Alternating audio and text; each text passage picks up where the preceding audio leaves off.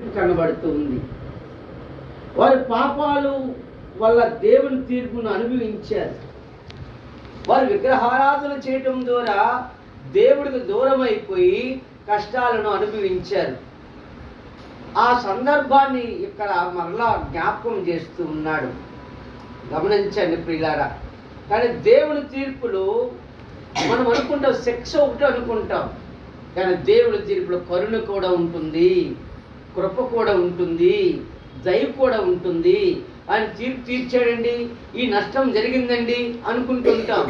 కాదు కదా, ఆ క్షణము ఆ శిక్ష అయితే అవ్వచ్చుగాక, ఆ క్షణము ఆ ఇబ్బంది అవుతూ అవ్వచ్చుగాక, కానీ నా దేవుడు కరుణగల దేవుడు, ఆ దేవుడు కృపగల దేవుడు, నా దేవుడు కనికరము గలవాడు, దయ చూపించేవాడు. గమనించండి, ఆయన కరుణ ఆయన తీర్పులో దాగి ఉంటుంది. మీరు పశ్చాత్తాపడితే అన్నాడు. అంటే మీరు ఒక శిక్ష ఎందుకు ఇచ్చానంటే మీరు పశ్చాత్తాపడడానికి, మీరు తిరిగి మరలా రావడానికి, మీరు నన్ను మరలా కలుసుకోవటానికి, మరలా మీరు నన్ను ఆరాధించడానికి. అప్పుడప్పుడు చిన్న చిన్న శిక్షలు వేస్తాను.